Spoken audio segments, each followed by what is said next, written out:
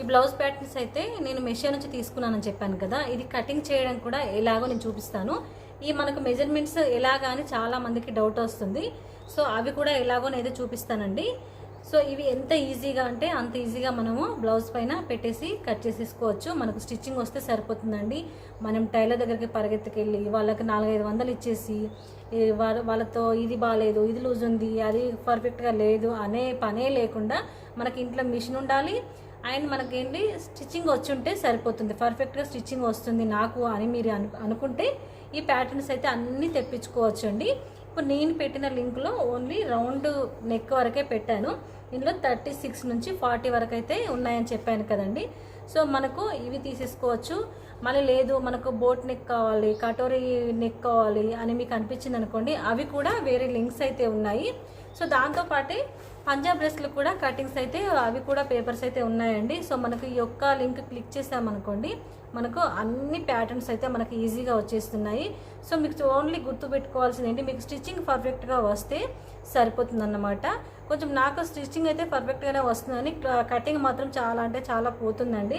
So అందుకోసమని నేనైతే ఈ పేపర్స్ అయితే తెప్పించేసుకున్నాను. ఇవి ఒక్కసారి తీసేసుకున్నాం అనుకోండి, ఎప్పటికీ మనం జాగ్రత్తగా కాపాడుకుంటే చాలా రోజుల దాకా ఉంటాయి. సో ఇది చినిగిపోయినా కూడా మనం వేరే ఏదైనా పేపర్ పెట్టి కట్ చేసుకొని కూడా పక్కన పెట్టేసుకోవచ్చు. కానీ దాదాపుగా చిరిగిపోవండి, చాలా అంటే చాలా మందంతో వచ్చాయి. సో దీంట్లో దానికి హ్యాండ్, ఫ్రంట్, బ్యాక్ అండ్ మళ్ళీ ఇంకోటి కూడా అండి, ఇది చూపిస్తాను చూడండి. ఇది వచ్చేసి మనకు ముందు ఫ్రంట్ పార్ట్కి కుట్టుకుంటాం కదండి, ఇవి కట్స్ అయితే ఇవి కూడా వచ్చాయి. సో బ్యాక్ పార్ట్ కూడా సో ఈజీగా ఇలా కట్ చేసి వచ్చాయండి. మనం వెనుక ఎక్కడ టక్స్ పెట్టుకోవాలి, ఎంతవరకు పెట్టుకోవాలి అనేటివి కూడా ఈజీగా వచ్చేసేది చూడండి. ఇటు కూడా మనం ఎంతవరకు కుట్లు వేసుకోవాలి అవి కూడా భలే అంటే భలే ఇచ్చారండి. నాకైతే భలే నచ్చేసాయి. సో ఇవి ఒకటి మీ దగ్గర ఉంటే బ్లౌజ్ అయితే ఈజీగా కుట్టేసుకోవచ్చు. ఇప్పుడు ఇది ఎలా కట్ చేసుకోవాలో చూపిస్తాను. ఫస్ట్ అయితే మనం స్టిచ్చింగ్ చేసుకునే బ్లౌజ్ అయితే కింద వేసేసుకోవాలి. ఇటు సైడ్ క్లోజ్ ఉన్న సైడు, ఇటు సైడు ఓపెన్ ఉన్న సైడు, ఇలా ప్యాటర్న్స్ అన్నీ ఇలా. ఇది ఫస్ట్ బ్యాక్ పార్ట్, ఇది ఫ్రంట్ పార్ట్, ఇది వచ్చేసి షేప్ పార్ట్, ఇది వచ్చేసి హ్యాండ్స్. అయితే కొంతమంది హ్యాండ్స్ చిన్నగా పెట్టుకుంటారు కాబట్టి ఇగో ఇంతవరకు నా హ్యాండ్ అయితే ఈ కట్ వరకే వచ్చింది. నేను ఇంతవరకే కట్ చేసుకోవాలి. ఇవి ఒకటి హ్యాండ్ ఒకటి చూసేసుకోండి. నెక్స్ట్ వచ్చేసి ఇంకొకటి చూసుకోవాలి.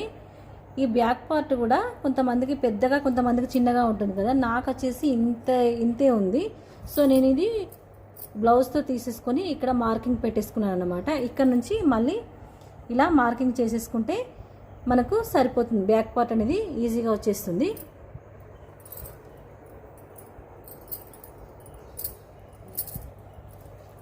ఇప్పుడు ఇది వచ్చేసి నా బ్లౌజు బ్యాక్ అన్నమాట, బ్యాక్ పార్ట్.